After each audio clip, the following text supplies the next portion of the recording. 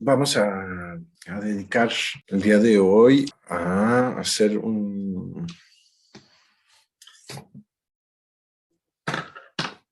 rastreo, vamos, de lo que hemos visto hasta ahora, que en el diseño de este módulo del curso nos lleva hasta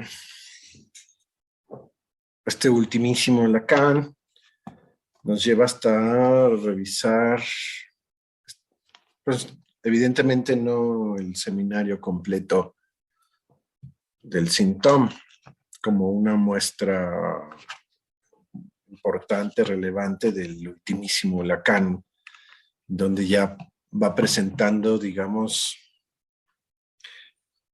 y la utilidad que tiene el recurso de los nudos, en particular el nudo Borromeo, y junto con eso, después, pues, las trenzas, ¿no? Y les decía yo que en concreto se trata de ver como que la unidad mínima a la que se remite, por así decir, el goce humano, el goce del hablante ser, que es la letra. Si no hay nadie conectado en video, estoy hablando ahí a la oscuridad. Pero bueno, ahí está Olga. Bueno, gracias, Olga.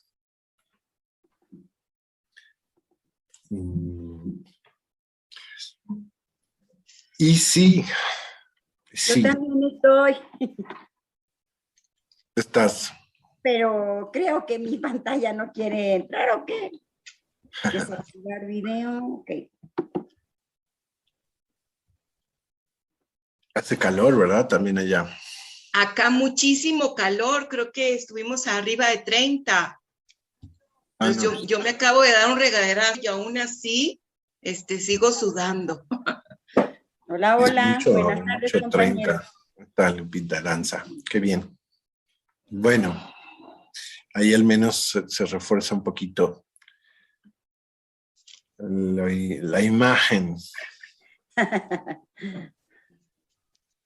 Pero bueno, les decía que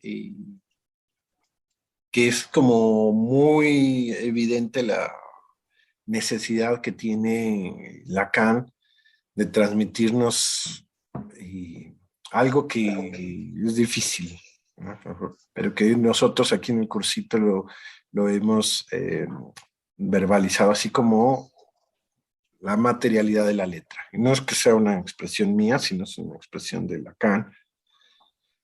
Sí. Y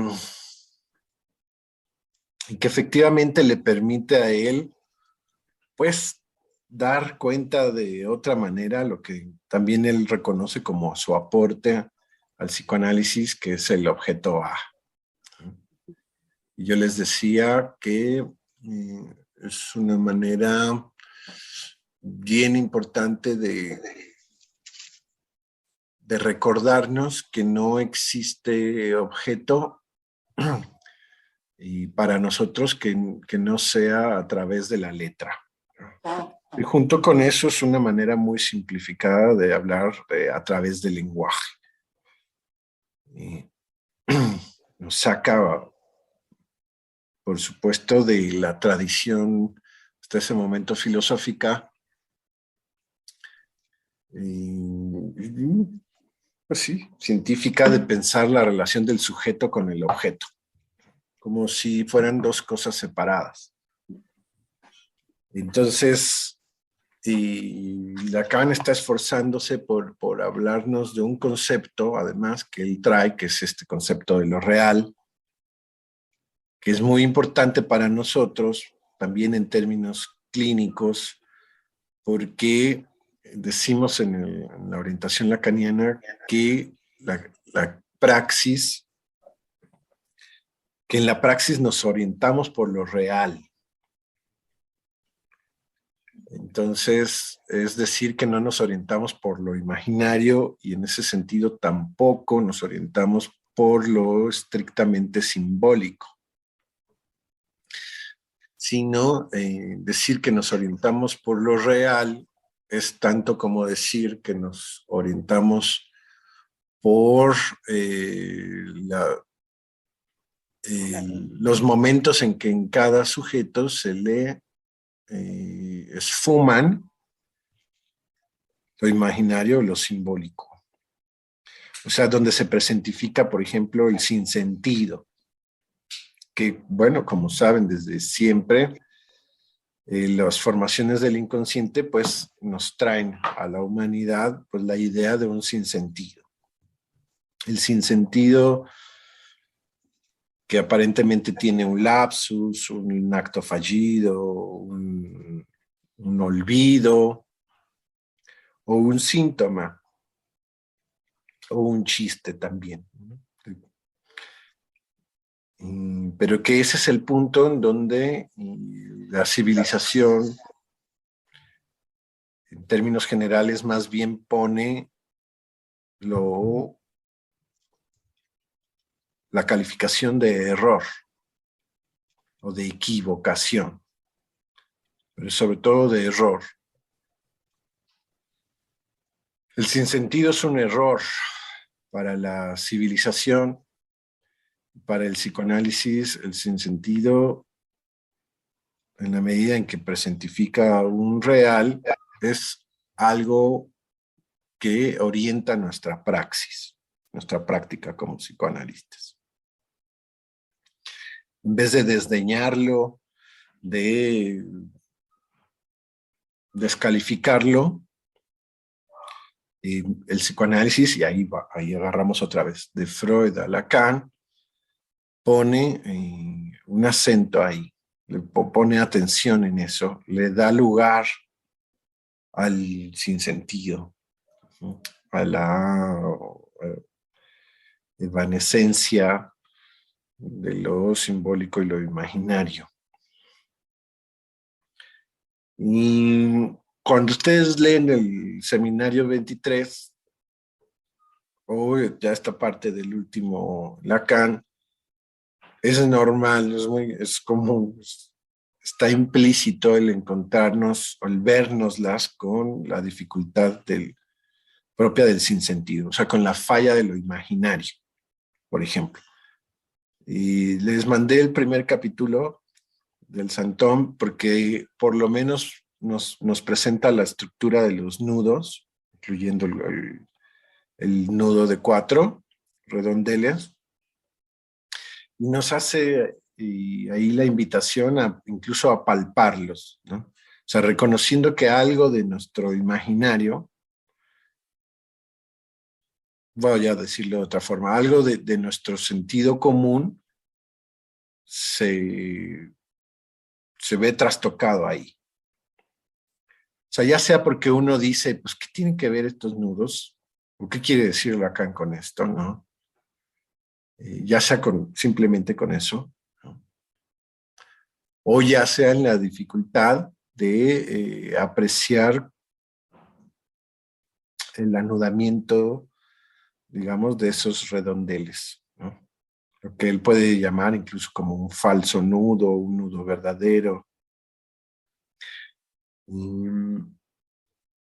Pero al mismo tiempo nos deja ver cómo de una materialidad como puede ser una cuerda, un hilo, efectivamente se desprende la posibilidad de hacer figuras o hacer imágenes o hacer historias incluso. O hacer, como hemos dicho nosotros aquí, pues una bufanda, o ser un objeto.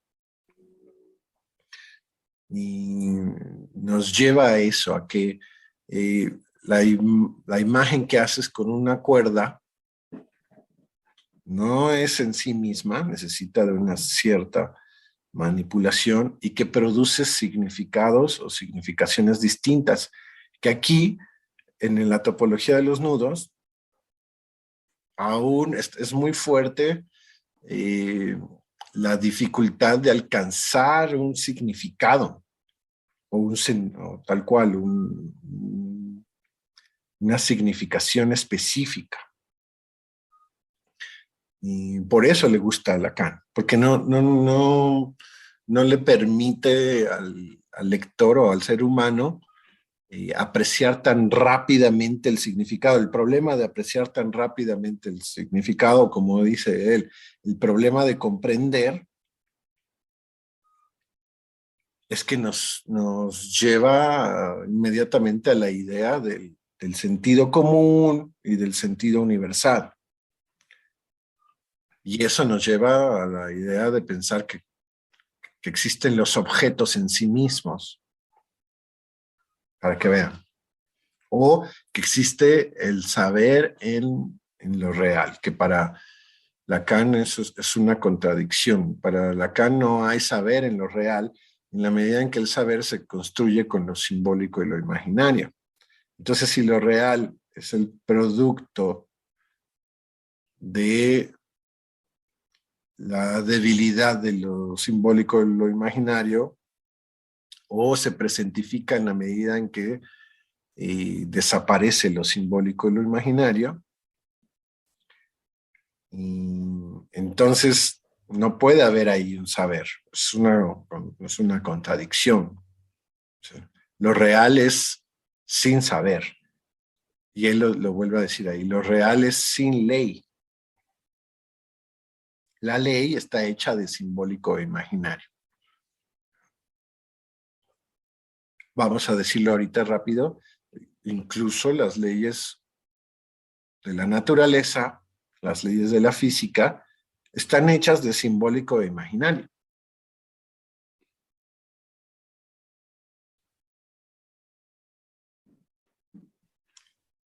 Pensamos en los nudos y decimos, ok, simbólico e imaginario, tiene que haber un real. ¿Sí? No pueden estar uno sin el otro. O sea que también no se trata de, o sea, es la ausencia o la desaparición de lo simbólico imaginario, o sea, de la relación del significante con el significado,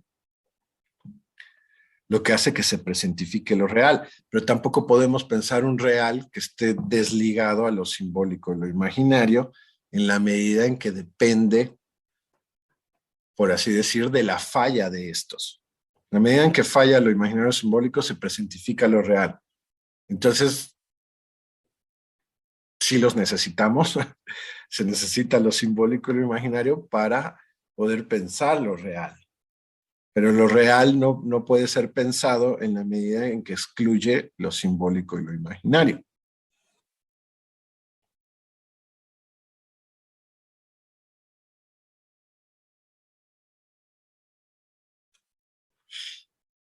Después en el seminario es muy recomendable el seminario. Si ustedes pudieron atrapar algo del capitulito que les mandé, el seminario se los podría yo mandar completo. Y vale muchísimo la pena porque digamos que para llegar a ciertas cosas como ahorita estoy diciéndoles yo muy rápidamente, pero puede utilizar el discurso de la religión, el discurso de la literatura, de la filosofía, y a veces es más fácil pensarlo así desde la religión o desde otros discursos, ¿no? Por ejemplo, hablar del 3 y del 4 o del anudamiento de 3, puedes recurrir al nudo borromeo, pero como decíamos la vez pasada, también podríamos recurrir a la Santísima Trinidad, ¿no?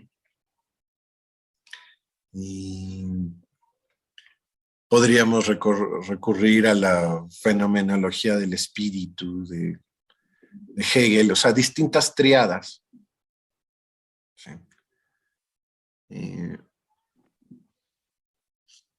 De hecho, si hablamos de la triada 1, la triada 2 y la triada 3, como yo la vez pasada les decía, podemos encontrar triadas, por supuesto, en el Edipo, pero también en la teoría freudiana, ¿no?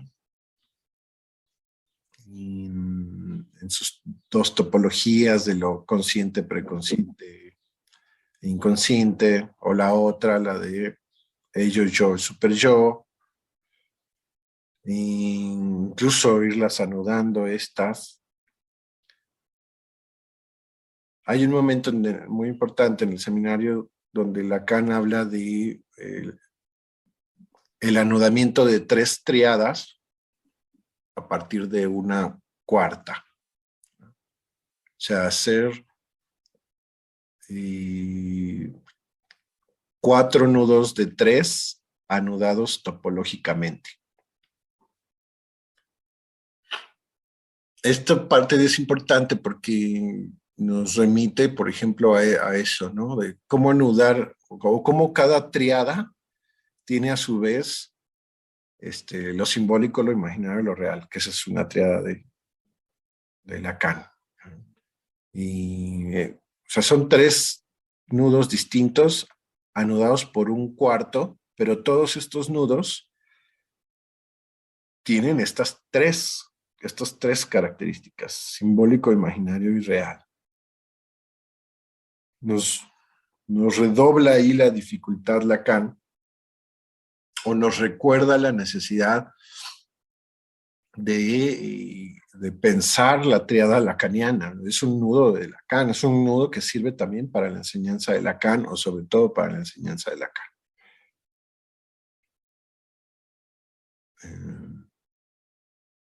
La otra tríada, la tríada de la metapsicología freudiana, también la podríamos anudar. Por ejemplo, ahí tendríamos 3 nudos freudianos. Por ejemplo, ahorita lo estoy diciendo así, anudados por un cuarto nudo lacaniano. A ver cuáles. ¿Cuáles van? 3 nudos freudianos anudados con un cuarto nudo lacaniano. Sería así. Estos que acabo de mencionar, por orden, sería consciente, preconsciente e inconsciente. Ahí está uno. Después, que ya mencioné, pero es ello, yo y super yo. Y después, el de la metapsicología freudiana, que es tópico, dinámico y económico. Ahí tienen 3 nudos freudianos, de 3, anudados, por así decir, por un cuarto nudo lacaniano, que es imaginario, simbólico y real.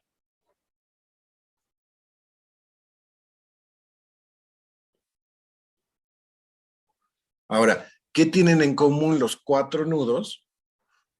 Bueno, pues la estructura, que no puede estar uno sin el otro. Y eso ya nos lo dice Freud, por ejemplo, en la metapsicología freudiana, que son los textos teóricos del psicoanálisis, según Freud, que es el año 1914, o el tomo 14 también, de Freud. Y Freud mismo lo dice, o sea, no podemos pensar uno sin el otro. Si hacemos, Freud ahí en la metapsicología habla de lo estrictamente psicoanalítico. Entonces dice que para que hagamos un análisis estrictamente psicoanalítico, tenemos que ubicar en lo que estemos hablando el registro de lo económico, el registro de lo dinámico y el registro de lo tópico. Y les recuerdo ahí un poquito, vean, un poquito de lo que habla. Y ahí vamos a ir viendo cómo se va a anudar, o de dónde se va a anudar uno con la otra, de qué redondel. Ahí, en esa triada freudiana, dice que lo tópico es justamente a lo que se refiere. Entonces, lo tópico es el lugar, dice, es lo consciente, lo inconsciente o lo preconsciente. Lo económico es lo que tiene que ver con el placer y el displacer. Y lo dinámico es lo que tiene que ver con la condensación y el desplazamiento.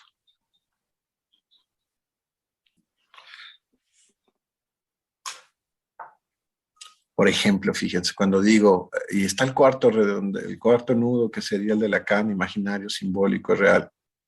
Exacto. Entonces, imaginario, simbólico y real puede estar agarrado de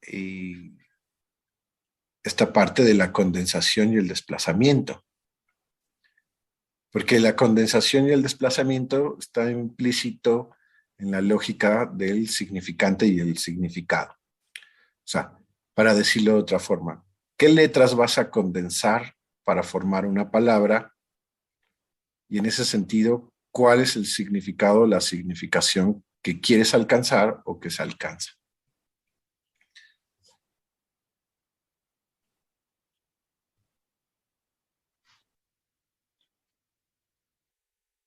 ¿Quién alcanza esa significación? Pues el sujeto del inconsciente, en la medida en que tiene un cuerpo vivo que habla.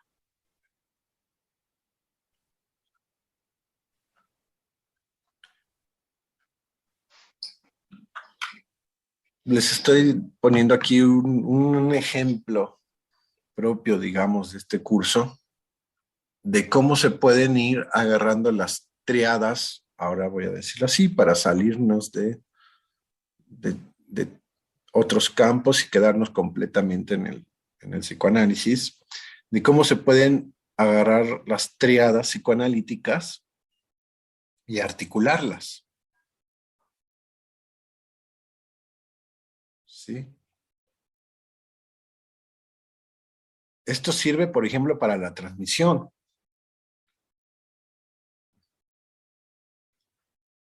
Por supuesto que sirve para la formación psicoanalítica. Todos nosotros lo hemos vivido. ¿Cómo vamos ligando un concepto con otro?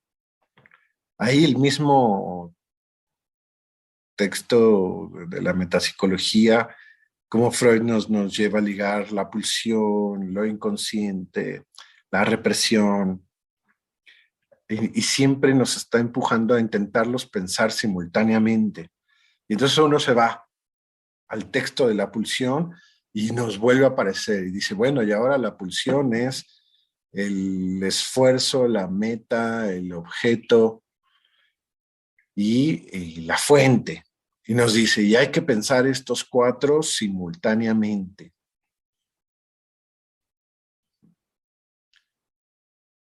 Y así, o sea que entramos en una lógica que es propiamente la lógica de la que da cuenta el psicoanálisis, que se trata y que implica, por ejemplo, una dinámica en el pensamiento y en la abstracción, pues muy particular y que me parece que está de principio a fin. Está de Freud a Lacan y su vuelta, y de Lacan hacia Freud.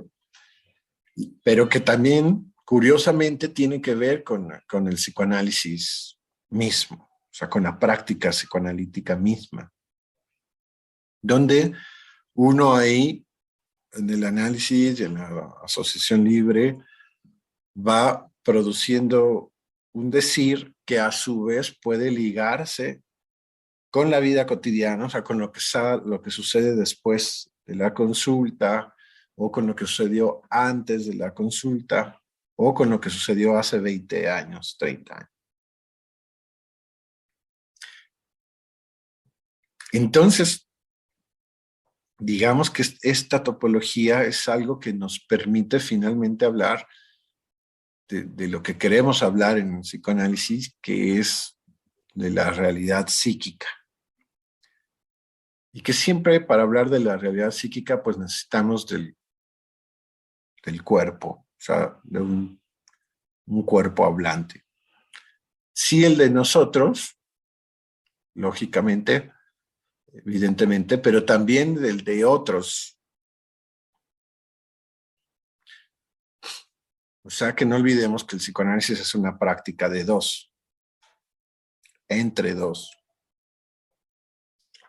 Sí, está, digamos, el analista, el cuerpo incluso del analista, pero también está el cuerpo del analizante.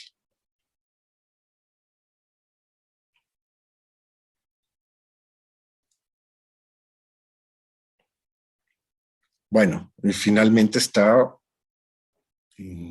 todos los otros cuerpos que se intercalan. No es, eh, no es una situación en donde el analista y el analizante se encuentran un día y nunca se vuelven a separar jamás. O sea, no es así. O cómo es la presencia del analista en la vida del analizante. También nos sirve esta lógica, la lógica topológica. O sea, ¿está presente o no está presente? ¿En qué momento está presente? ¿Solamente durante la sesión? ¿O más bien entre sesión y sesión? ¿O está presente en la medida en que no se piensa? ¿O en que se produce un sueño? En fin, una interpretación. Lo que les quiero transmitir es que veamos la dimensión psicoanalítica, enteramente psicoanalítica, de por qué Lacan va a utilizar la topología de los nudos. No tiene otro propósito más que seguir hablando del psicoanálisis. Hay quienes dicen que no, que el psicoanálisis en Lacan de esta época, eso ya está loco, ya se brotó, está psicótico, ya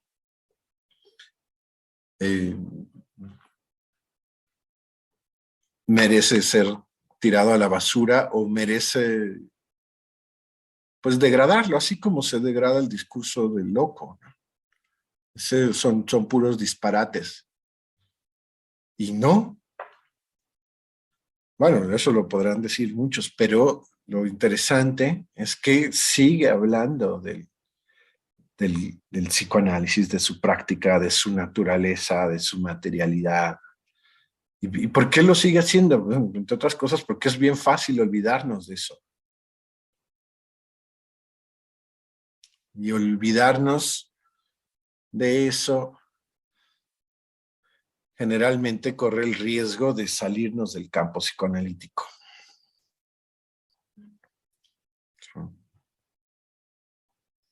Tener presente la materialidad,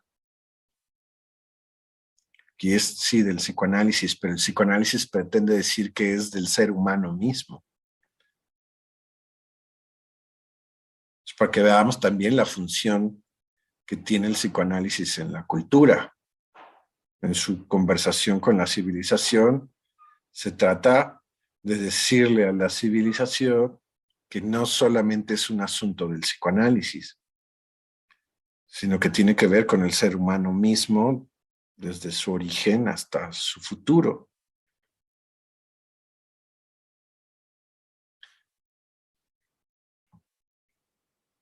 Entonces, otra cosa aquí importante es que a veces se piensa que sigue siendo Lacan en un esfuerzo ahí heredado de Freud, de mantener al psicoanálisis dentro de la ciencia, al campo de la ciencia, ahora a través de las matemáticas, en una de las formas de la matemática que sería la teoría de los nudos. Los matemas, el álgebra. Y hay que decir que no es así, no es en un esfuerzo de seguir ahí insistiendo en sostener al psicoanálisis dentro del campo de la ciencia, sino al revés, es un esfuerzo para hablar del campo estrictamente psicoanalítico, y que en todo caso podríamos ver ahí ciertos anudamientos de la ciencia o de la biología, ¿sí? O sea, el cómo ellos piensan o anudan lo imaginario, lo simbólico y lo real, a través de lo singular de su propio discurso, ¿no? En el caso aquí de Joyce, pues no estamos en el terreno de la ciencia, ¿verdad? Estamos en el terreno de la literatura. y finalmente de lo que logra Joyce a través de su síntoma, que lo que quiere destacar Lacan de Joyce es su síntoma. Es como que Joyce con su síntoma se crea un nombre y se crea en ese sentido pues un renombre, un ser, un lugar en la historia, por lo menos en la historia de la literatura, pero provocando un cisma, introduciendo el sinsentido.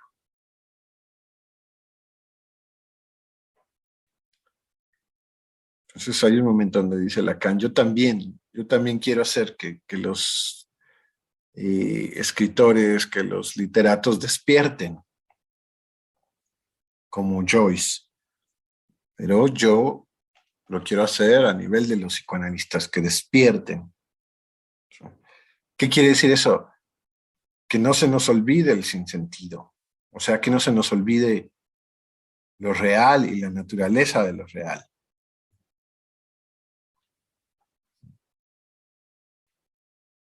Que lo tengamos presente, porque la defensa del ser humano es no querer saber nada de eso. El sueño del ser humano es que eso no esté. Es poder deshacerse de eso. Entonces Lacan dice que él mismo quiere hacer que despierten los psicoanalistas. Y en ese sentido le viene bien Joyce más que Freud. Porque él de alguna manera acusa también o responsabiliza a Freud de haber adormecido a los psicoanalistas en la búsqueda del sentido y en el esfuerzo de rescatar al padre. Sí, al padre del Edipo. Sí. Es como si Lacan acusara a Freud de seguir en su sueño de rescatar al padre. Aunque Joyce acusa a Freud de ser un histérico. Sí. Y en ese sentido, ¿no? Que sigue intentando rescatar al padre como las histéricas.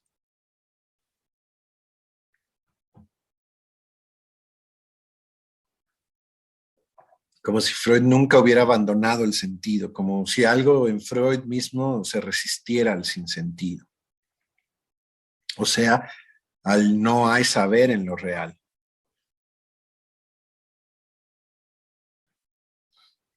A veces en el psicoanálisis solemos pensar que nada es casualidad, ¿no? Eso es propio de este sueño, digamos, de Freud, que en la medida en que él postula el sentido inconsciente, nos mete en una lógica de encontrar, pues ya no el sentido evidente, sino el sentido inconsciente de las cosas. Y entonces podemos tener ahí una práctica psicoanalítica freudiana que se trata de encontrar el sentido inconsciente de las cosas. ¿De cuáles cosas? Pues de todas las cosas, por lo menos las que aparecen en su propio análisis o en el análisis de los analizantes. Pero nos metemos ahí en una búsqueda cotidiana de estar encontrando, de estar buscando y encontrando el sentido inconsciente de las cosas. Por ejemplo, ahí se puede entender mejor lo que dice Lacan, que el psicoanálisis, en algún momento dice Lacan que el psicoanálisis consiste en una paranoia dirigida. O sea, que el fenómeno psicoanalítico, la situación analítica, es realmente una paranoia dirigida. O una especie de paranoia controlada al menos, con algo de dirección. Y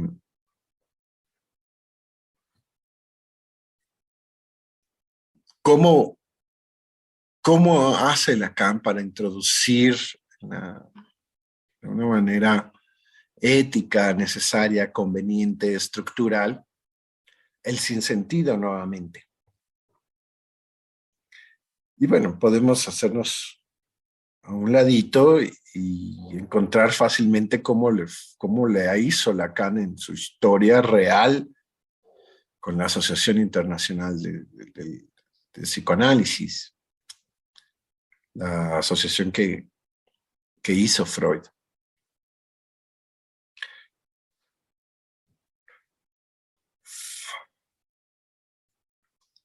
Una de las más evidentes es el corte de la sesión, donde el corte de la sesión entonces no respondía a programas establecidos ya, mucho menos al asunto de los 50 minutos, donde se acusa bastante que es el reloj cucú el que hace el corte de la sesión. Para Lacan, introducir el sinsentido a través del corte es propiamente la interpretación psicoanalítica. Y no sin audacia, porque introducir el sinsentido, acuérdense, también es, entre comillas, es al estilo de la banda de Moebius. O sea, no sin suponer que ese real va a encontrar nuevamente un anodamiento con lo simbólico y con lo imaginario. O sea, si corte de sesión es la interpretación de la práctica psicoanalítica lacaniana, que curiosamente tiene esa característica, ¿no? Es como cortar el nudo que sabemos que se va a volver a anudar y que en la manera en que se vuelve a anudar vamos a poder encontrar la insistencia de la repetición de la secuencia o de la inercia del programa de goce del analizante. A ver, otra nota es,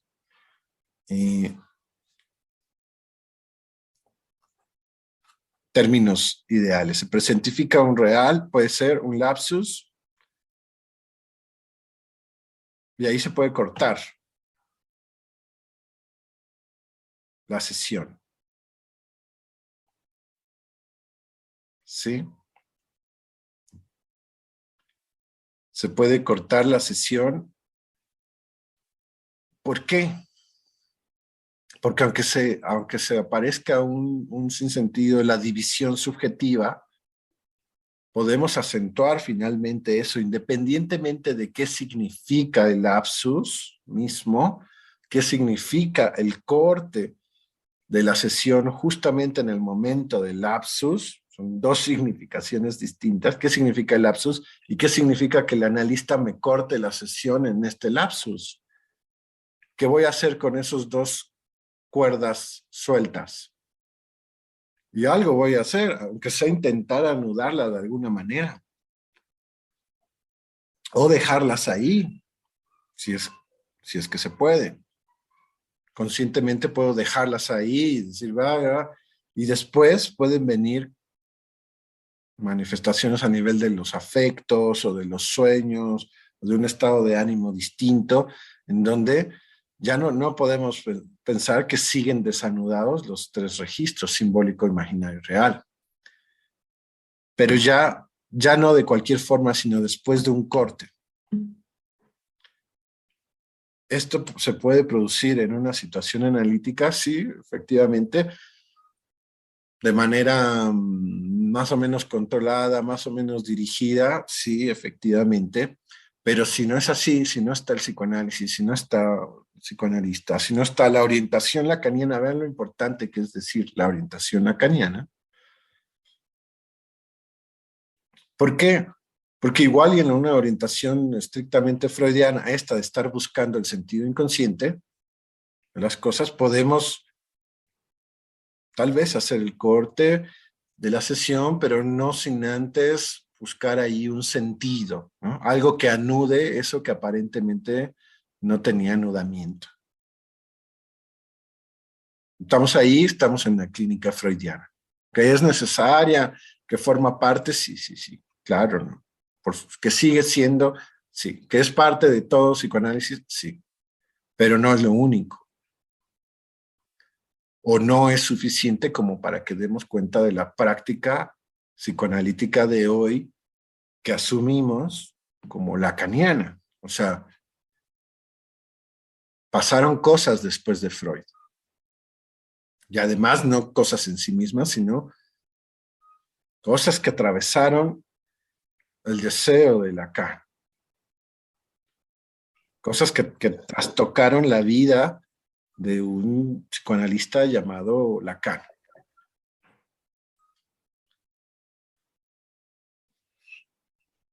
Y que no respondió él así ingenuamente, corriendo, no sé, sino intenta responder a lo que se interpreta de él mismo, a lo que él mismo interpreta como su lugar dentro del psicoanálisis. Bueno, entonces aparece un lapsus, aparece un sueño, y por ejemplo, durante la narración del sueño puede venir el corte de la sesión. O incluso el otro puede decir, espérenme, todavía no acabo el sueño. Corta la sesión.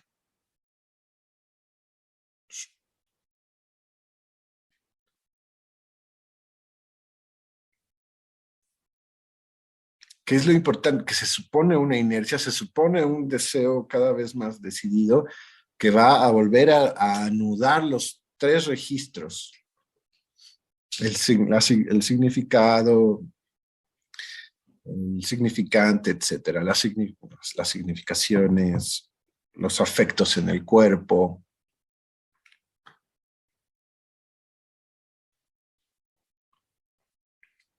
A veces lo que se necesita es la presentificación de esos cortes para romper las inercias.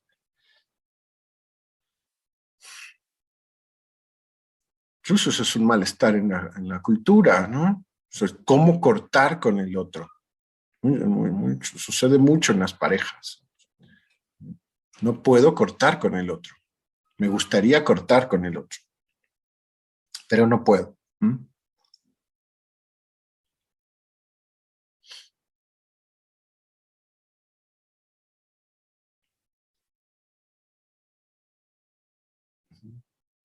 Entonces,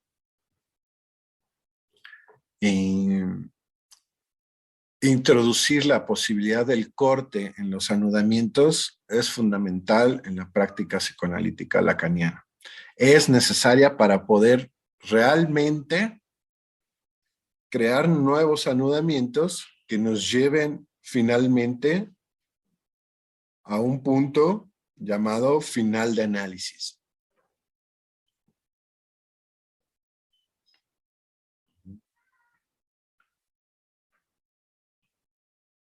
Donde, vamos a decirlo así, sucede otro corte y analista y analizante cortan la situación analítica, por ejemplo. Ahí está otro corte.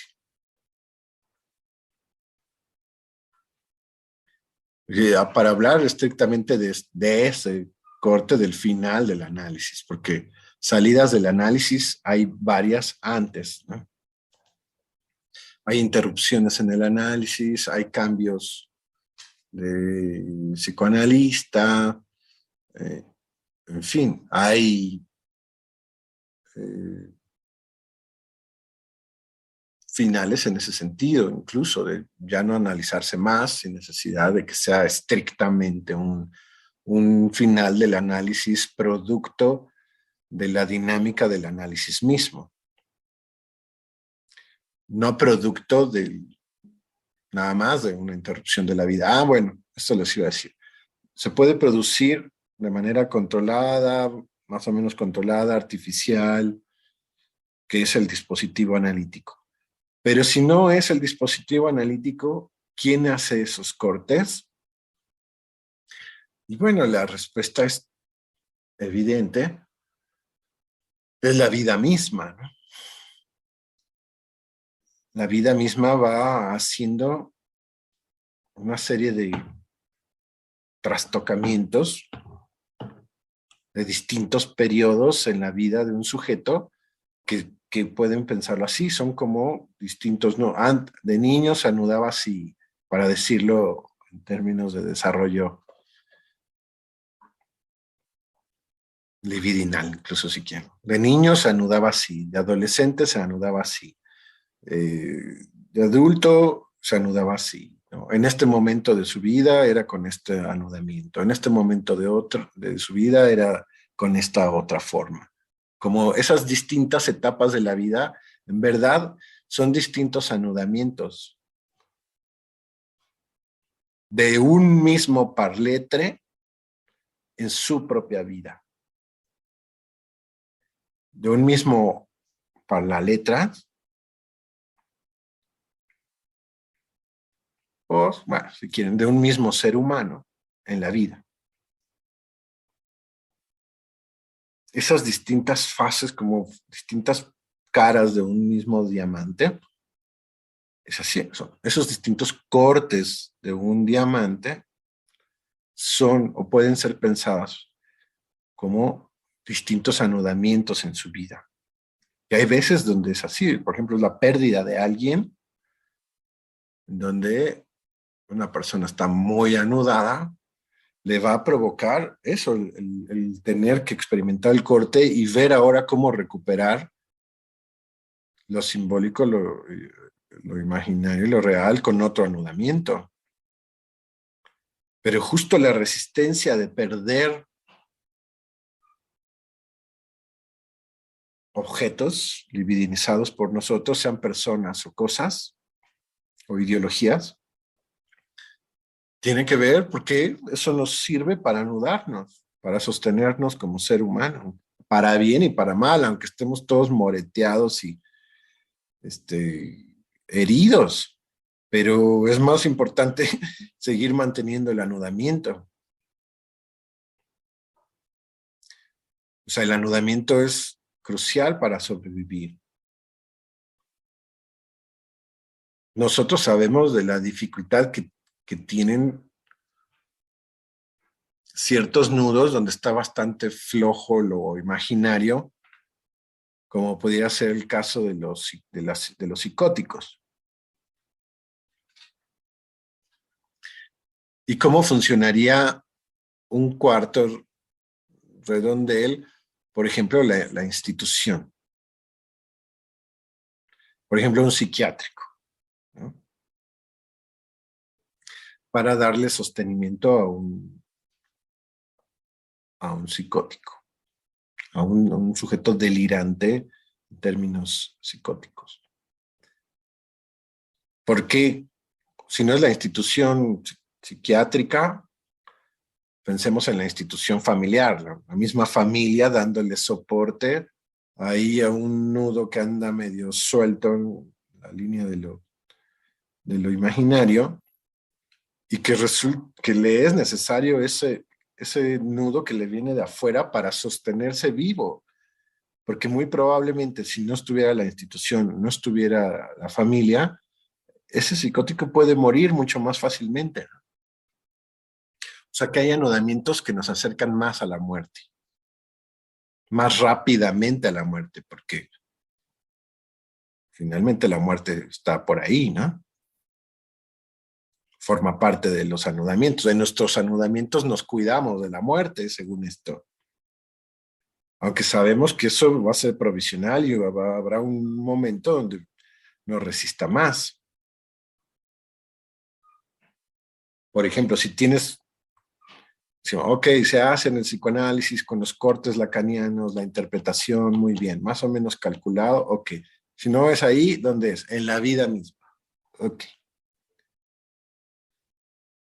Si estamos nosotros en la vida misma y vamos, si tenemos un accidente, y puede ser que justamente la dimensión de lo real del cuerpo o de la posibilidad de de sostener el imaginario del cuerpo, el cuerpo como imagen integral, se vea trastocada. Un accidente que sea, que por ejemplo, que deje secuelas graves, ¿no? Perder las piernas, perder los ojos. Imagínense, junto con eso, tal vez perder la independencia, la autosuficiencia. O de plano, pues perder la vida. Y sin la vida del cuerpo, sin la vida en tanto real del cuerpo, pues qué simbólico y qué imaginario se va a anudar. Se acabó el nudo.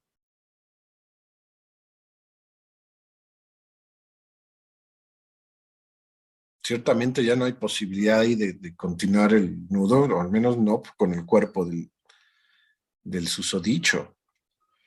Tal vez otros ahí harán algo con lo que éste deja, ¿no? En sus ideologías, en sus objetos materiales. Pero ya ese cuerpo, la vida de lo real de ese cuerpo, ya no.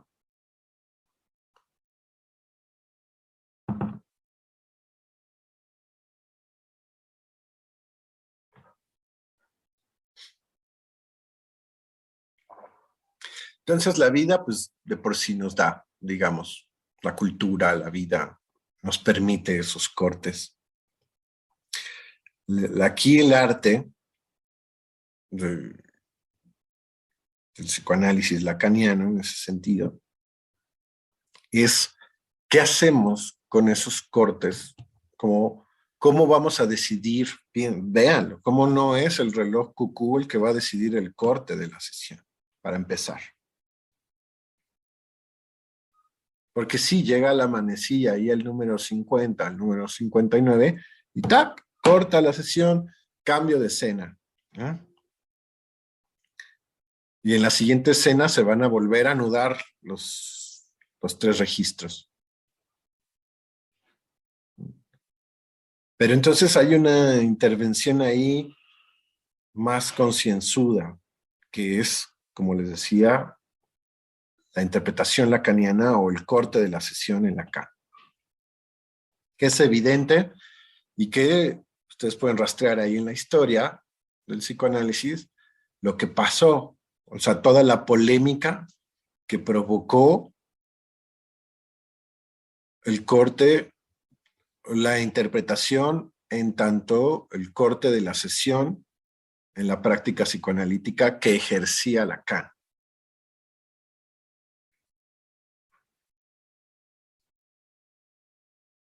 Sí saben lo que pasó, ¿no?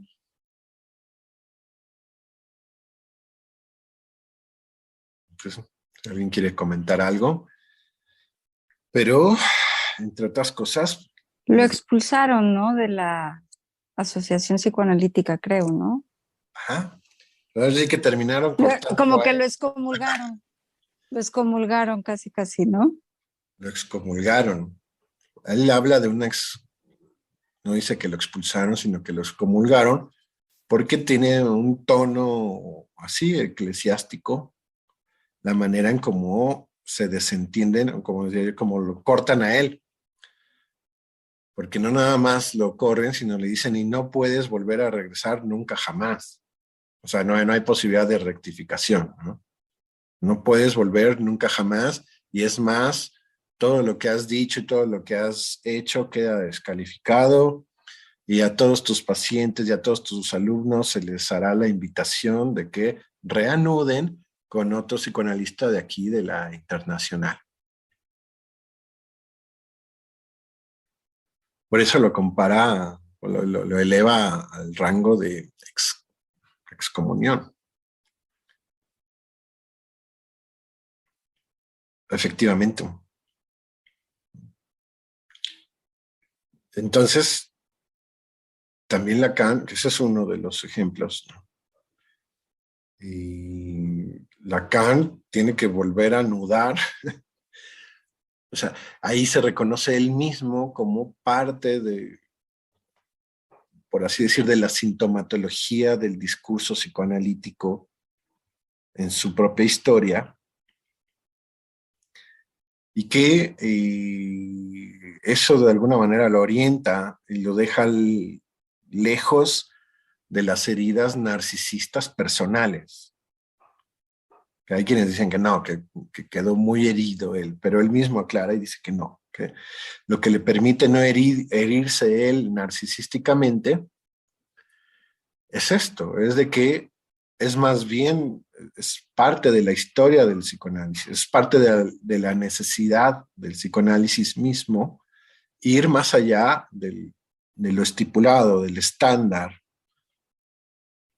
Un ejemplo es ese, el corte de la sesión, que el mismo Freud ya había desestimado bastante. Freud mismo ya había dicho que a él le venía bien más o menos esa cantidad de tiempo. Lean, es el seminario 1, ¿no? De Lacan, para encontrar todas esas cosas que dice Lacan. O sea, dice, bueno, esa es la manera en cómo Freud podía hacer, según, obviamente, los principios psicoanalíticos, su práctica.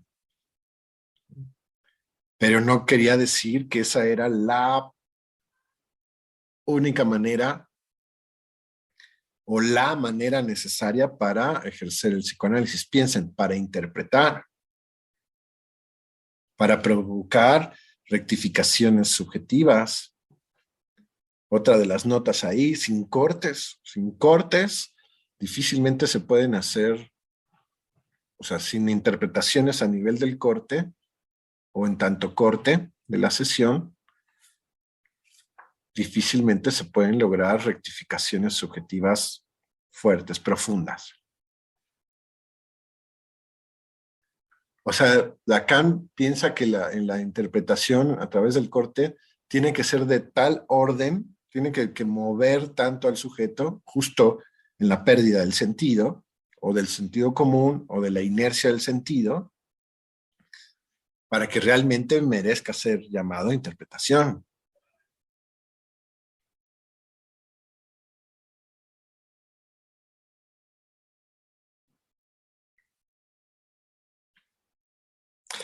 A ver, se los pongo así, a ver si sirve como en la línea de las trenzas. Porque, el nudo está bien, es el principio, pero Lacan dice que para que el nudo realmente valga, hay que hacerlo continuo. Y la continuidad, digamos, del nudo es la trenza, ¿no? Ahí podemos ver en la trenza se pueden ver las rectificaciones subjetivas.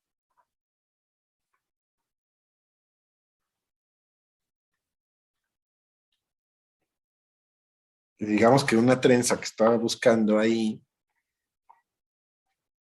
Lacan, por ejemplo, es esta, ¿no?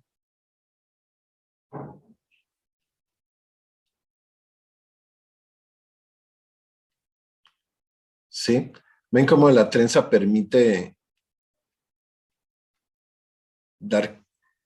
apreciar mejor la dinámica subjetiva? Y el nudo se queda como estático en sí mismo, ¿no?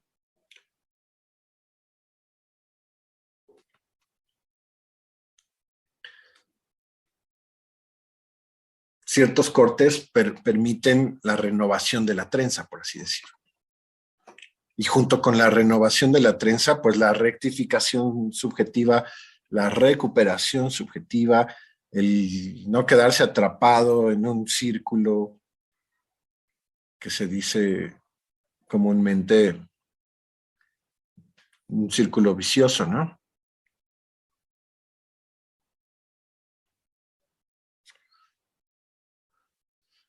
Un círculo vicioso, viciado en la práctica analítica, es ese, hasta podemos ir envenenado, ese es el del corte de la sesión a través del reloj cucú,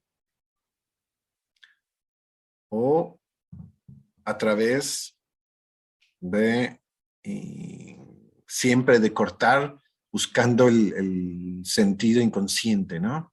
Encontrando el sentido inconsciente. Ah, ya encontraste el sentido inconsciente, bueno, ya podemos cortar. Acá fíjense, ya encontraste lo inconsciente, podemos cortar, punto. O sea, apareció un lapsus, aparece un instante en el sueño que implique, por ejemplo, una cierta homofonía. Puede estar diciendo el sujeto,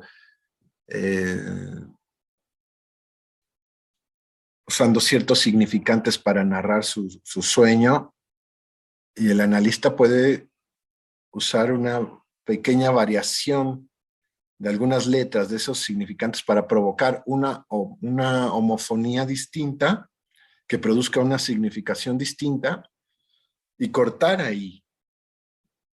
Porque lo importante a remarcar es la otra escena.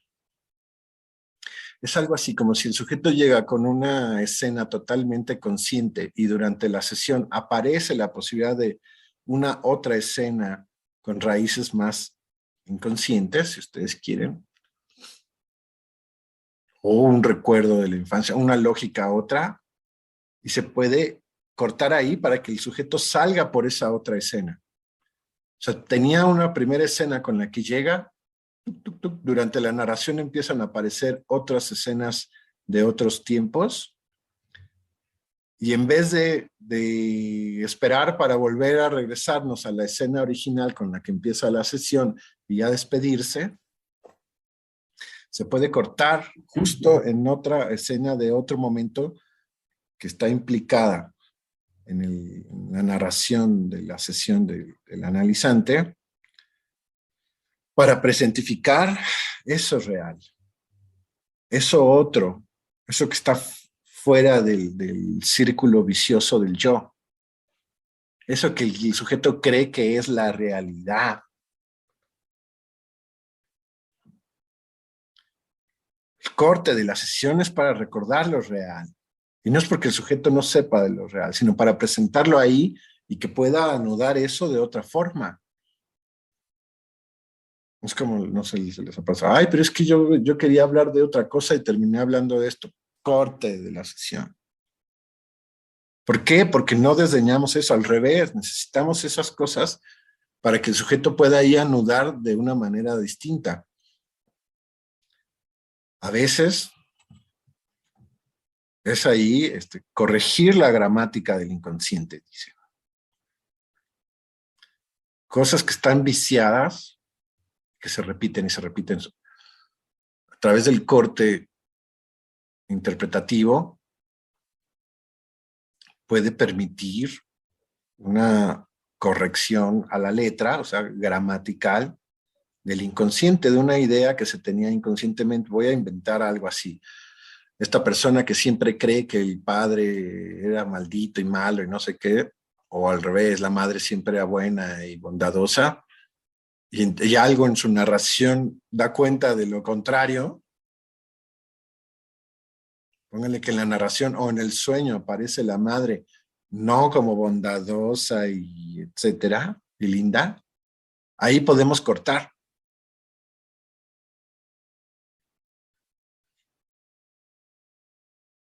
No nos estamos inventando nada, sino que el sujeto pueda ahora vérselas con esa otra parte y anudarla de manera distinta a tal punto en donde tal vez se agujere, tal vez ya no esté tan inflada la idea de la madre bondadosa y tierna, o la idea del padre maldito, desgraciado. O sea que el corte de la sesión también nos sirve para recuperar, en términos éticos, el agujero propio de las verdades mentirosas. O sea, de lo que solemos llamar como significantes amo, cuando pensamos que las verdades son absolutas, es porque no están agujereadas. Y suponemos en términos generales que el sujeto padece, aunque se anuda al mismo tiempo, a través de ciertas verdades que él supone rígidas, identificaciones amo, que parecieran inamovibles, ¿no? Pero esa identificación amo, recordamos, está hecho de simbólico, imaginario y real. Entonces, si movemos un poquito el anudamiento de ciertas identificaciones amo, se va a provocar el efecto de que, que ya no es tan fija. Y a veces el sujeto necesita simplemente vivir eso para empezar a anudar de otra manera su propio deseo, pues, su propio discurso. Pero ¿cómo vamos a llegar ahí si estamos atrapados en el sentido, en la repetición, en la inercia, en la rutina, que ya había alcanzado de una manera contundente a la comunidad psicoanalítica, en donde entonces no nada más Freud cortaba los 50 minutos promedio, 1 hora, sino todo mundo cortaba en función de una cantidad de tiempo dictada ahora por el reloj cucú, pero que tiene el halo del deseo de Freud. Es que como Freud lo hacía así, bueno, sí, estás sosteniendo eso, pero ¿qué pasa con la dirección de la cura, pues? ¿Cómo se van a provocar esas rectificaciones? ¿Cómo va a haber una rectificación que incluya lo real? Vamos, eso es lo que quiere hacer acá. Quiere provocar rectificaciones subjetivas que ahora contemplen, anticipen la presentificación de lo real. No en esa insistencia de negar lo real, fíjense, del negar el sinsentido, de negar el azar.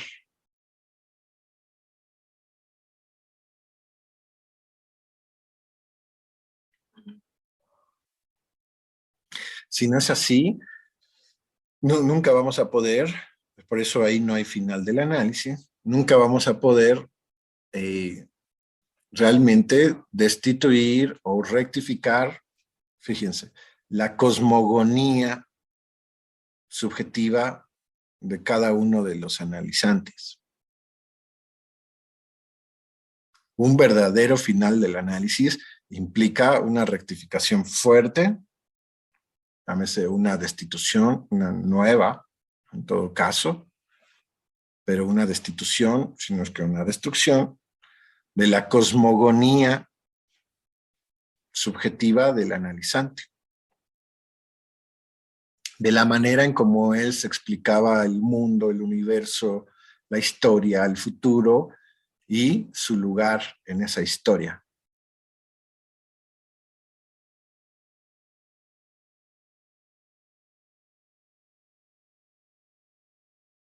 Por eso en Freud hay un punto donde lo único que él dice, o a lo que llega a decir con su roca viva de la castración, es que el analizante pues ponga en pausa el análisis un tiempo y sugiere regresar pues por lo menos cada 5 años, cada 2 años, para ver cómo anda la cosmogonía del sujeto. Pero en verdad no se plantea la posibilidad de una destitución de esa cosmogonía, porque no están los cortes puestos para poder vivir el sinsentido, la desproporción sexual, el agujero, la falta, de una manera que no sea angustiante, que sea una mejor manera para el sujeto.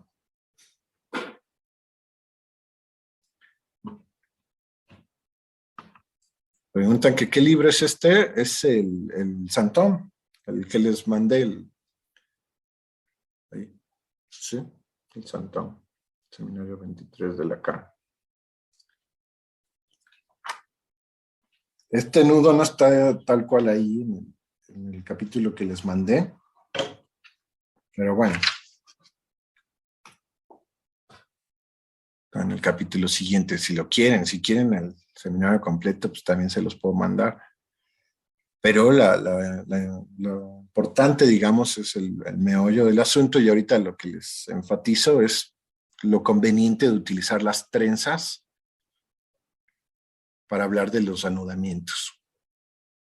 las trenzas complicadas, vamos, que ya no nada más es el nudo Borromeo de 3, sino trenzas de varios redondeles.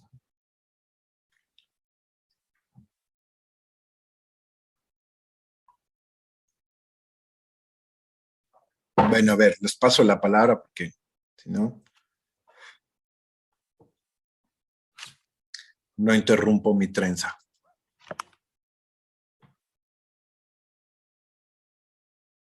Hay que trastocar la trenza propia para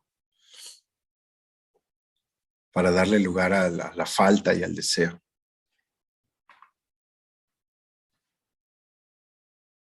¿Quién? ¿Quién empieza? Está el quien sigue, pero también está el quien empieza. ¿Quién sigue después del que empiece? Yo pensaba, Aldo, en la dificultad de la interpretación cuando hay un psicótico ahí en la sesión, ¿verdad?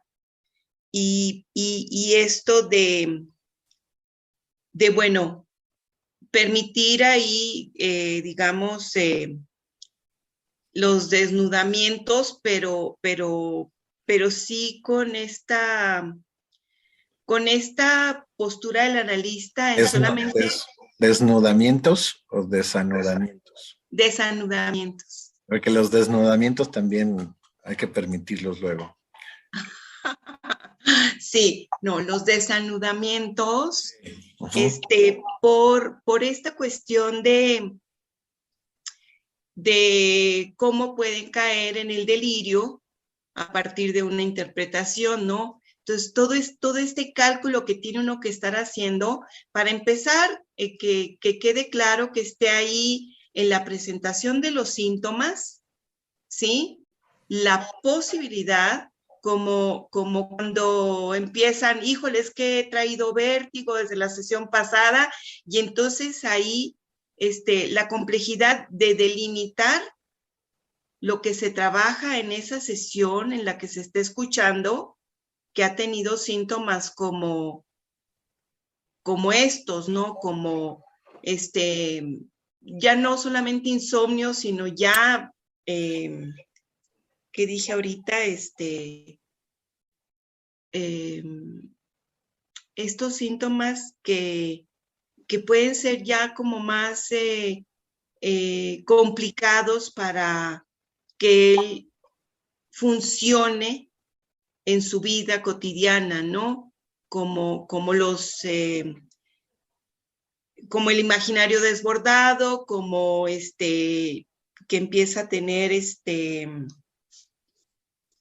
ya muchas repercusiones a nivel sintomática, así como muy complejas que le impiden, repito,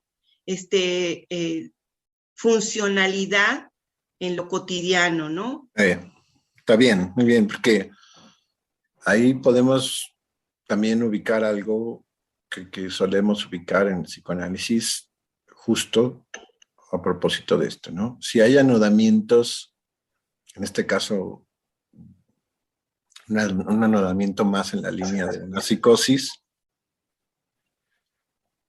y no vamos en la misma línea necesariamente que en un anudamiento más neurótico. Como dices bien, o sea, mucho del trabajo con la psicosis es no otro, sino intentar que el psicótico, que el nudo psicótico pueda afianzarse de los otros registros para permitirle un mejor funcionamiento en lo social. En lo personal, por supuesto, en la línea de qué hacer con sus vértigos o sus angustias. Vértigo sería un nombre de la angustia en este caso. Inhibición, síntoma y angustia, acuérdense que ese es otro nudo, o esa es otra trenza freudiana es inhibición, síntoma y angustia, y la toma Lacan también. Hace su propio nudo de inhibición, síntoma y angustia. Bueno, dicho sea de paso, donde la angustia corresponde más al redondel de lo real, la inhibición al redondel de lo imaginario y el síntoma al redondel de lo simbólico, por ejemplo. Acá que estaríamos más en un caso donde el psicótico presenta más bien la angustia por un vértigo. Y sí, ¿cómo va a ser la intervención analítica? Como para que el sujeto, primero, ¿qué hacer con esas angustias? ¿Cómo ligarlas? ¿Cómo nombrarlas? ¿Cómo defenderse? ¿Cómo anudar su propia angustia de otra manera? No necesariamente, por ejemplo, recurriendo a ciertos rituales que a veces le pueden poner en peligro, ¿no? Si el sujeto tiene ciertos rituales con los que calma la angustia y realmente no lo ponen en tanto peligro, no, tal vez no es necesario moverlos, sino utilizarlos. Pero efectivamente, en este tipo de casos vemos que no se trata nada más de vérselas con la angustia, sino de vérselas con la vida social, con el dinero, con la autosuficiencia, ¿no? Como el otro de lo social, ya no se diga el otro de lo familiar, pues le resulte más tolerable. Y tolerable es cómo poder anudar eso de una manera más adecuada a su propio deseo, ¿no? A sus propias posibilidades. Para que la angustia no sea ni tan presente ni tan amenazante. Y tal vez bajando eso podemos entonces ir a un siguiente nivel, que tal vez es un cierto trabajo, etc. Es encontrar, por así decir, una realidad psíquica que le sirva mejor o que sea más parecido a una especie de realidad social o realidad objetiva, ¿sí? Que le permita hacer lazo con los otros. ¿Cómo hacer que ese nudo le permita funcionar mejor, saber hacer mejor, anudarse mejor con los otros? ¿Okay? En el caso de la neurosis, podemos decir que al revés, que el sujeto está muy anudado con el otro. Está muy anudado con una supuesta realidad, casi que es psíquica siempre, pero que él la experimenta como si fuera objetiva y universal, inamovible, que restringe su maniobra, que la condiciona a la sentencia, la condena. Y ahí tenemos al revés, ¿no, Olga? ¿Cómo hacer para que se vaya desanudando de ahí? Entonces, en la psicosis es cómo hacer más para que anude mejor, y en la neurosis es cómo hacer, ¿no?, los cortes, la interpretación, el acto analítico, para que desanude mejor de ese otro que lo tiene ahí preso en un círculo vicioso, atrapado, amarrado, ¿no? ¿Cómo hacer cortes al revés para que pueda liberarse de ahí? Para que pueda desanudarse. Puede haber el corte de la sesión, bien, paz. Supuestamente así se puede desanudar, pero sale y empieza a volverse a anudar, ¿no? Y vuelve, entonces puede venir, como dices, en la siguiente sesión, en las siguientes sesiones, ¡ay, otra vez estoy anudado! ¿Y qué hacemos? Oye, pues ya lo habíamos cortado ese nudo, ¿no? No, ya se nos presentó otro nudo, ya no es el mismo nudo que antes. Entonces tal vez ya no podemos cortar en el mismo lugar. Tal vez tendremos que cortar en otro lugar que no sabemos cuál, que va a suceder ahí. Pero finalmente nuestro trabajo en la neurosis es más una serie de cortes que le permitan eh, este, ¿no? Como reinventar la trenza. Y en la psicosis queremos que esa trenza esté más anudada con otras trenzas, que pueda ser más lazo con otras trenzas. Pensamos que la psicosis está muy desanudado de las otras trenzas. Ese es su delirio. Él puede vivir con su delirio y no le importa si su delirio lo aparta de lo social, si lo meten al psiquiátrico ahí a 30 kilómetros de la ciudad. No importa, porque sigue teniendo él su trenza, su delirio, y ahí anda él. Pero eso no le permite tener una vida social, tener una familia. A veces lo pone en riesgo de muerte, ¿sí? A veces usando ciertos rituales. Recuerdo un analizante con anudamientos psicóticos donde cuando se le presentifica en su paranoia a través de su delirio, la angustia, por ejemplo, que me están invadiendo los extraterrestres a través de microbios, la manera en cómo él se podía defender era untándose cosas, o sea, a veces ácidos, ¿no? O quemándose la piel, porque así mataba a los microbios que empezaban a instalarse en su piel.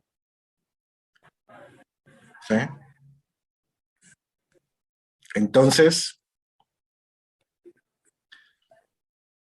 ok, podemos continuar dándole lugar al delirio y todo, pero también corremos el riesgo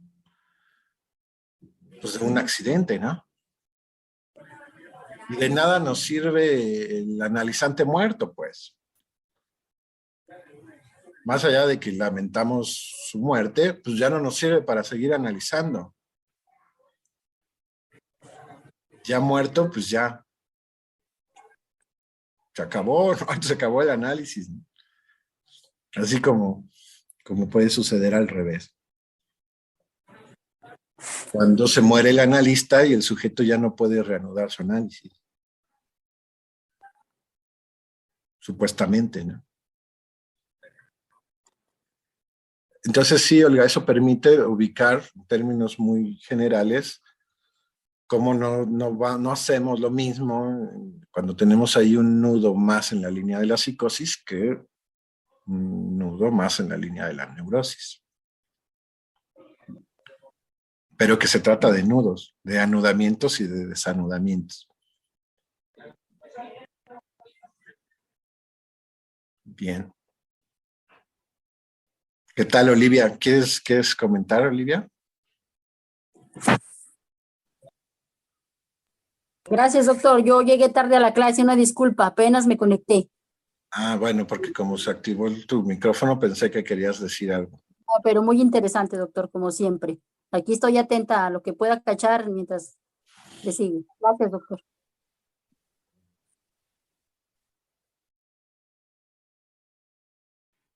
Hola, doctor. Domi. Sí, yo nada más un comentario. Me queda muy claro ahorita en la atención de los pacientes. Yo atiendo neuróticos y me queda muy claro el anudamiento que tienen con el otro. Tengo una paciente que vuelve a contar lo mismo varias veces sobre su hija, por ejemplo. Entonces, sí nos hace pensar ahorita que te oímos, sí nos hace pensar en abordarla de otra forma, en cambiar la estructura de lo que le estamos diciendo, porque como que se le olvida, como que no la recuerda, y como que vuelve con el mismo problema, nada más en con diferente diálogo, en diferente situación, o en el presente, ya no en el pasado, pero es igual. Entonces ahorita me quedó muy claro esa posición que tenemos nosotros con el paciente, ahorita me queda muy claro y es realmente es muy claro de lo que habla Lacan y cada vez, pues sí, invita a seguirlo estudiando, a seguir leyendo ahorita que nos dice, sus seminarios, para verlo desde el principio, ¿no? Todas sus teorías. Sí, es muy interesante, doctor. Gracias. Bien. Bien, Dami. Además, también nos permite esto que dices, ahí localizar algunos puntos que nos hace énfasis Lacan. Uno, por ejemplo, dice que el analista es el que tiene que ser paciente. Porque a veces se piensa que el paciente es el paciente, el analizante, y que a veces esas repeticiones, según, por ejemplo, el adormecimiento de los post-freudiana, son las resistencias del analizante, ¿no? ¿Por qué lo repite? ¿Por qué lo vuelve a traer? Ya habíamos visto un nuevo anudamiento. ¿Por qué insiste? Ah, pues porque se resiste el analizante. Y puedes el sujeto ser el analista ahí muy impaciente él y en verdad estropear las cosas y empezar a involucrarse o condicionar la continuidad misma del análisis. Y por eso Lacan dice que no, o sea, que antes que acusar a que las resistencias son del analizante, porque repite, digamos, su mismo anudamiento, evidentemente, de manera atemporal, ya no estamos en aquel momento, estamos en este momento, etcétera. Y no solamente en su familia, sino en el trabajo, sino con los amigos, en sus propios sueños. Va repitiendo un nudo. Dice Lacan que antes que acusar que se trata de las resistencias del otro, pensemos en qué tanto se resiste el propio analista a él mismo tener las rectificaciones subjetivas para provocar otra cosa, como bien dijiste tú. Si el analista dice, pues es que ya lo pasamos por ahí, o sea, vean cómo está en la línea del sentido, ¿no? Muy pegado en la línea del sentido. Pues que no debería de ser así, que no, el sentido común es esto, que no así sería más feliz, etcétera. No está, por un lado, pensando en otras estrategias, ¿no? En otros cortes interpretativos que le permitan, como decía yo hace rato, tener otra relación con el sinsentido mismo, con esas otras lógicas que él mismo puede ir trayendo, pero que no están suficientemente conscientes o fortalecidas o libidinizadas. Entonces, tal vez se necesita simplemente de hacer los cortes de otra manera. Y para empezar,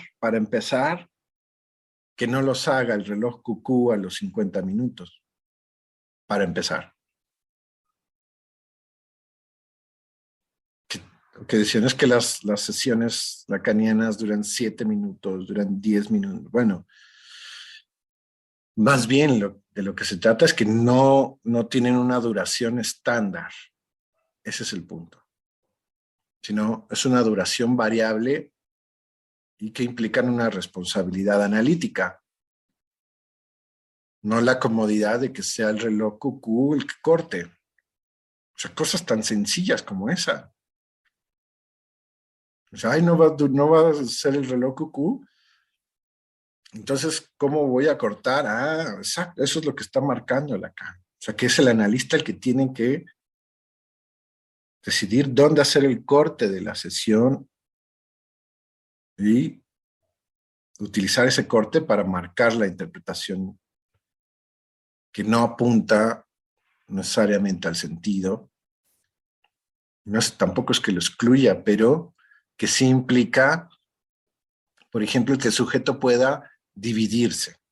O sea, que pueda ver que por lo menos hay 2 escenas Por lo menos hay 2 planteamientos, hay 3 configuraciones, 4. ¿Sí? Pero si lo sacamos siempre por la misma escena, y el momento de que el reloj cucú dice cucú, si esa siempre es la escena con la que sale el sujeto de la sesión, no, pues está muy difícil. No hay rectificación subjetiva, ¿no? Habrá sugestión. Que eso es más lo que hace, por ejemplo, la psicoterapia, ¿no? Pues son los consejos, lleves esta tarea, recuerde, no sé qué, ¿no? Lo interesante es que pueda el sujeto entrar con una escena y salir con otra.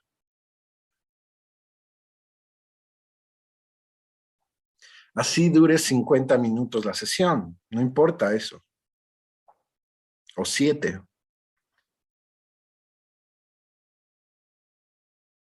Entonces, lo que viene a presentar Lacan es la responsabilidad, una responsabilidad analítica activa.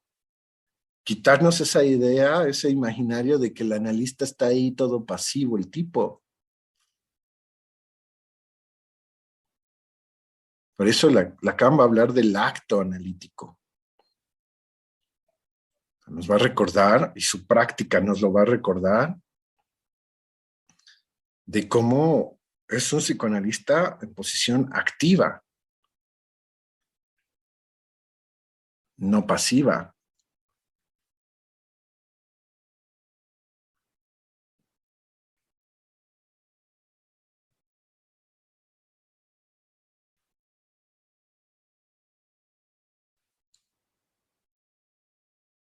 Por ejemplo, otra manera de fracturar el sentido, de no alimentar ciertos anudamientos, de presentificar los agujeros del otro en la práctica lacaniana, pero en la historia misma de Lacan, en el psicoanálisis, es el silencio, ¿no? Eso ya lo ejercía Freud. Freud hablaba de una escucha parejamente flotante. Sí, pero una escucha parejamente flotante, ¿sí? Pero justo para poder intervenir en los puntos más específicos, no para banalizar el discurso del otro. No es para ahí echarse a dormir, sino para poder decidir en qué momentos hacer, o sea, la interpretación o el corte de la sesión.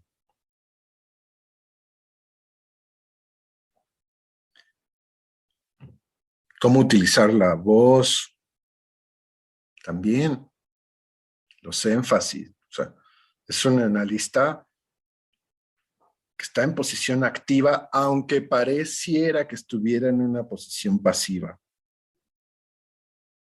Aunque le diga al otro, ándele, usted hable, sea usted el que hable.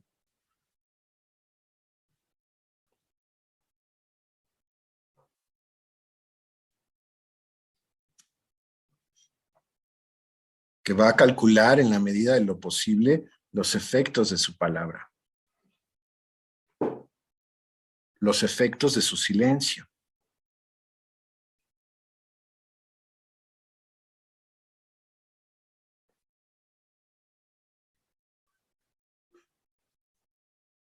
A veces el analizante busca la intervención del analista para avalar su anudamiento. Y cuando encuentra ahí el silencio de parte del analista, puede, por ejemplo, sospechar que no necesariamente tiene que estar ratificada esa construcción.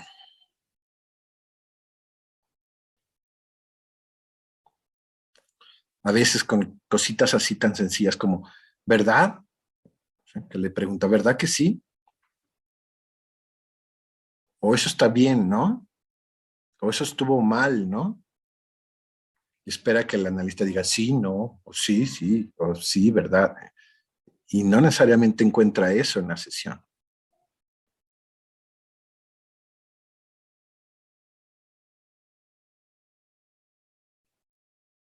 O puede escuchar cómo el analizante puede él mismo dividirse y sancionarse. Pero puede ser que esa sanción vaya en la línea de la rectificación y entonces eso sí lo puede reforzar el analista y cortar ahí.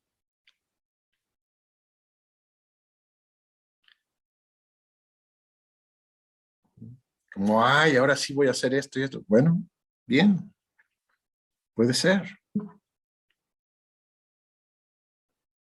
Ahora, ¿cuál es esta confianza que nos da la topología de los nudos? Que se trata siempre de agujeros, de redondeles, de anudamiento, que podemos estar tranquilos en ese sentido, porque el otro se las tiene que ver con estar anudándose.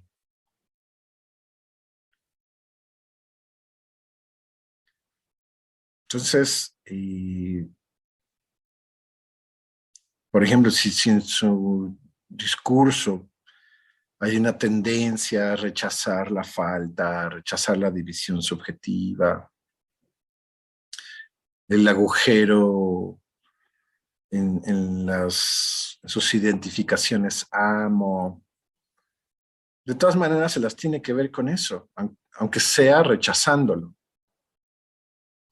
Habrá un momento que más bien haga uso de eso, en vez de lamentarse, de rechazarlo, de desconocerlo, de negarlo, puede hacer un uso de eso. Hablábamos de lo femenino, ¿no? Y cómo en lo femenino se jugaba mucho más claramente este asunto de la alteridad. Entonces, por ejemplo, ¿no? Que no necesariamente todas sus construcciones, todas sus respuestas vayan en la línea de rechazar la alteridad femenina o su propia alteridad, que en verdad pueda permitirse ser otra y saber por qué, o sea, saber qué uso le da a eso o le dio a eso ahí inconscientemente. O sea, poder dimensionar su deseo también a través de las alteridades, y no nada más dejarlo así a nivel de idea y cancelarlas o desestimarlas. Pero en eso, por ejemplo, el analista tiene un margen de maniobra privilegiado. Porque por así decir, el otro nos pone un planteamiento y nos da las posibles alternativas. Y además nos dice por qué esta sí, por qué esta no, por qué esta ni hablar, o qué perdería si hace eso. Entonces, tenemos una posibilidad de maniobra que con el discurso del otro, el otro no necesariamente tiene, porque nuestra represión no obedece, nuestra censura no es la misma que la represión del otro. Entonces, si hacemos de esa diferencia de las represiones la posibilidad de figurarse otros escenarios para él,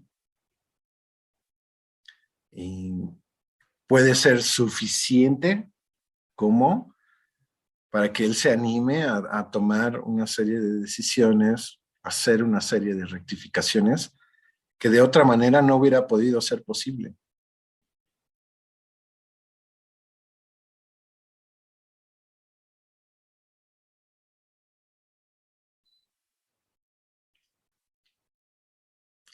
Ahora, la inercia es que nosotros, o sea, que nosotros reforzáramos las censuras, las represiones de él. Eso es fortalecer el yo. Si nosotros le fortalecemos el yo, solamente le estamos fortaleciendo sus defensas y no estamos confiando en que puede defenderse de otras maneras. Que puede su defensa, su posibilidad de anudarse en el mundo, puede ser de distintas maneras. Pero si nada más nos enfocamos en el yo, en el sentido común del yo, y estamos apuntando al camino de la no rectificación, al camino en ese sentido, al camino de lo peor, porque estamos apretando su nudo. Y tal vez más bien lo que necesita el otro es aflojar ese nudo para que después pueda desanudarse y anudarse de otra manera.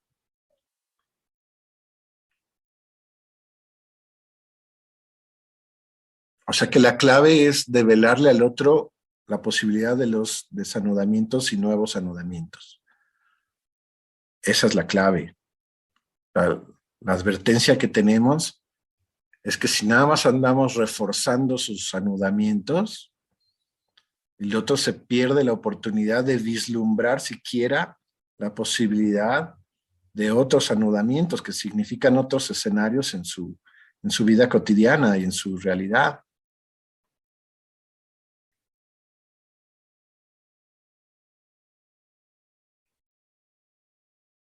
Y a veces cuando reforzamos un nudo así, un nudo del yo así, más bien lo que puede pasar es que se reviente el nudo.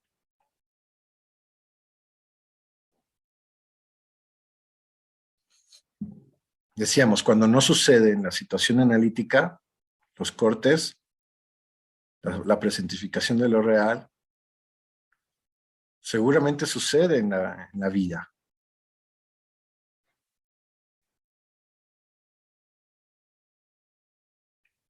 Pero sí, el compromiso, la apuesta del psicoanálisis es que mejor sea acá, de una manera más o menos controlada, más o menos dirigida, acompañada, y no nada más así en la soledad de la vida cotidiana frente a los vasallajes del mundo exterior.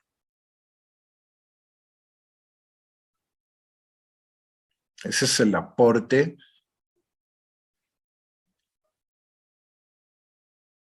que implica y justifica, digamos, la presencia del psicoanálisis en nuestro mundo, en la civilización.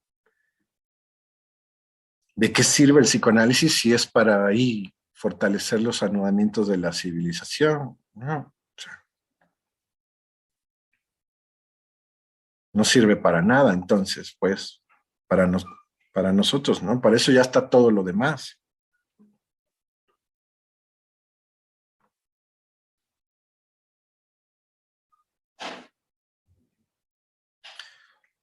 Como para qué serviría el psicoanálisis si el psicoanálisis estuviera en la línea de negar lo real,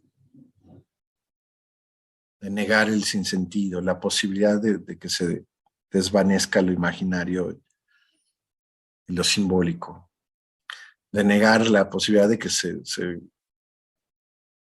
desaparezcan ciertas ideas, ciertos ideales propios de la civilización o propios de los yos del analizante, ¿no?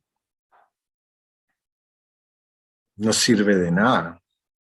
O ese no es el propósito del psicoanálisis, ni desde Freud, ni en el último Lacan. No, nunca ha sido ese el propósito. La pregunta es por qué terminaron los postfreudianos haciendo eso.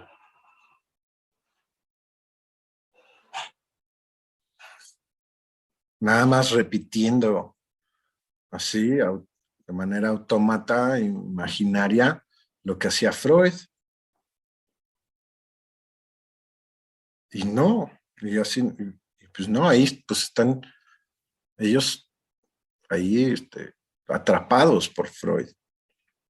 Es parte de lo que vimos ahí en el texto que veo que leyeron más, el del deseo de Lacan, ¿no?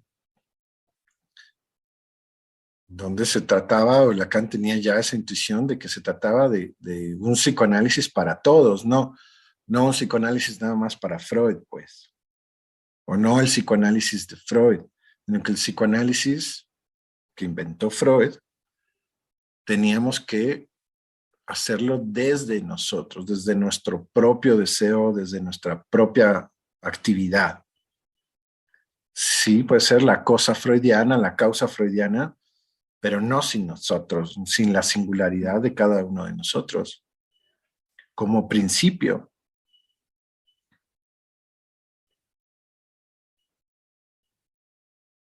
No sin nuestra propia lengua, por ejemplo. No sin las formaciones del inconsciente de nuestra propia ciudad.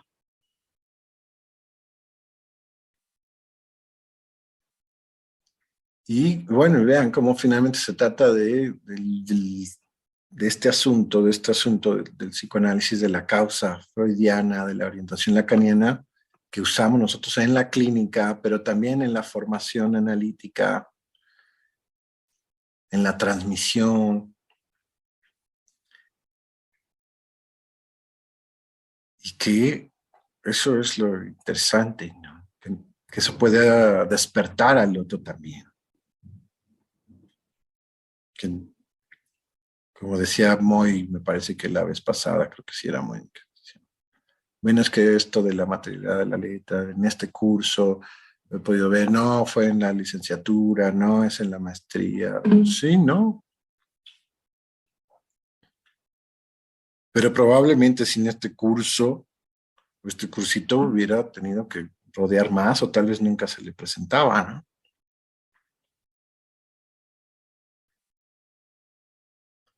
Por eso es bien importante estar transmitiendo, y la transmisión es parte de la formación del analista también. Transmitiendo así estas cosas como nucleares que se van, que están desde el inicio del psicoanálisis y que están hasta el ultimísimo Lacan y que por supuesto que están presentes en nuestra época, independientemente de que Lacan esté bien muerto, su cuerpo, pero no su enseñanza. No su legado, no su escuela, por ejemplo.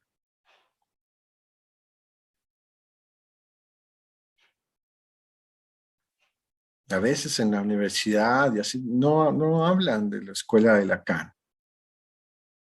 Creo que o a veces hasta la denigran, la rechazan. No solamente así en la UNAM, o sea, aquí en la UAS también. Puede haber una defensa de eso, ¿no? Cuando hay cosas así, herencias en vida, como la escuela de Lacan, eso está vivo.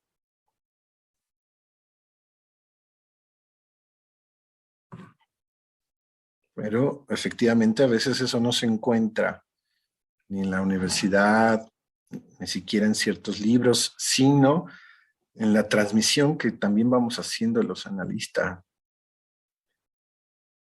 En cómo, por ejemplo, ustedes pueden a su vez transmitir a otros, a sus amigos, a sus familiares, y los van ahí y anudando al discurso psicoanalítico, ¿no? Los efectos que tenga esto en nuestra práctica, como dice Domi.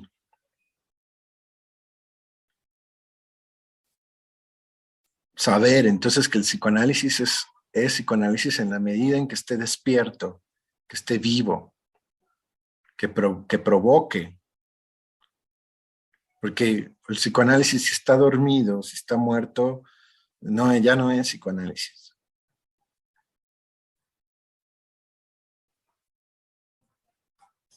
Justo ahí donde pueda incomodar hasta cierto punto, ¿no?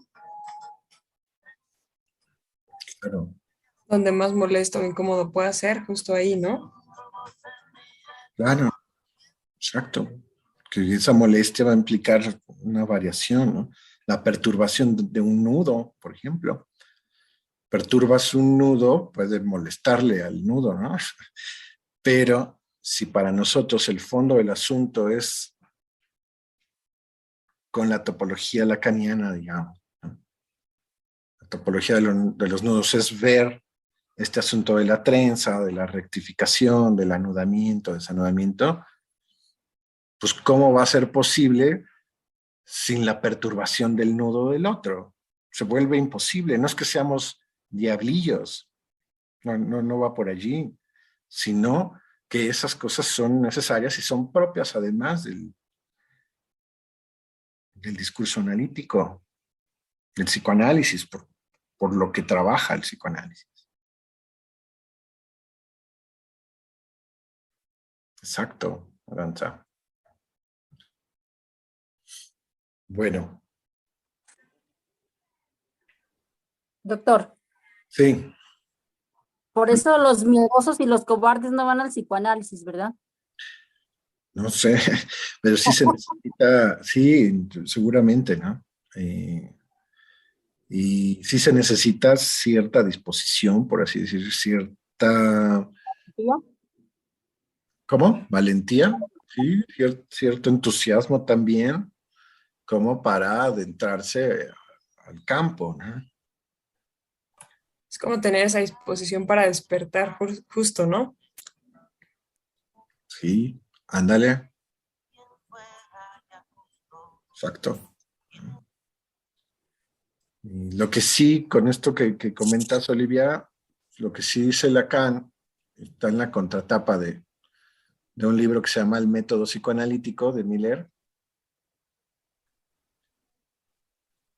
Sí dice algo, sí dice, por ejemplo, que no dice los cobardes, pero sí dice los débiles. Mm. También recuerda un poco en esa misma línea, el cómo Freud califica al suicida como un síntoma de la cobardía moral de la época, ¿no? Como un cobarde, como que deja tú que se resista al psicoanálisis, Olivia, se resista a la vida misma, ¿no? Sí. Entonces dice Lacan que eso sí, que hay que tener cuidado nosotros, que se lo dice a los analistas que hay que tener cuidado porque el débil sometido o empujado al psicoanálisis deviene canalla. Dice que se lo sepa.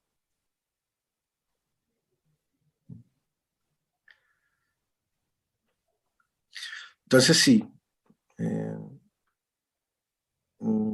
a nadie se le puede obligar ni a estudiar psicoanálisis ni a analizarse, ¿no? Y tiene que ver con ese principio ético y con esa advertencia que nos dice Lacan, el débil sometido al psicoanálisis deviene canalla. Por eso dice, por Sí, eso se dice que el psicoanálisis es para todos, pero no todos son para el psicoanálisis. sí, también cabe en esa formulación, ¿no? Es para todos en la medida en que el otro quiera venir, que haga algo con eso, ¿no? Pero si no, pues no es religión, pues, no somos evangelistas. Pensaba también, Aldo, bueno, en esta disposición de renunciar, ¿no? Hay una renuncia. Creo que de una u otra forma, quien tiene a lo mejor una noción de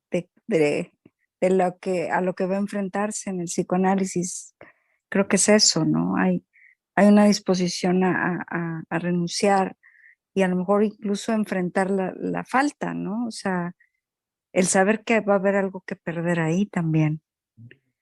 Y a lo mejor no todo el mundo está en esa disposición de perder aquello que a lo mejor de una forma muy inconsciente considera lo sostiene, ¿no? Y sí, lo que pasa es que tal Piensa en vez eso. no intuye o no sabe que sí lo sostiene, pero probablemente de una manera muy cara, o a veces de la peor manera. Y que sepa que a veces se necesita perder para ganar. que a veces justo la cura se alcanzará en la medida en que se pierdan ciertos lastres, ¿no? Ciertos círculos viciosos. Que esa idea, ese horror a la pérdida, horror a la falta, pues es una necedad, es un absurdo, porque por más que tenga ese horror, ese temor a la falta, a la pérdida, de todas maneras se las tiene que ver con eso, aunque sea de manera amenazante, pero se las tiene que ver con eso.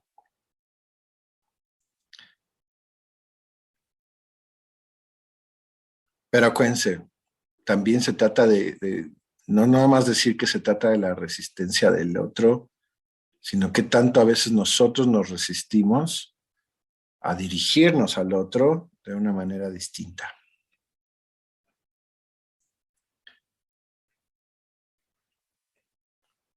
Bueno, muy bien. Con esto, bueno, si ustedes quieren seguir comentando algo del seminario 23, está bien. Y más bien la próxima ocasión vamos a poner atención en el proyecto de psicología. Les vamos a mandar las copias.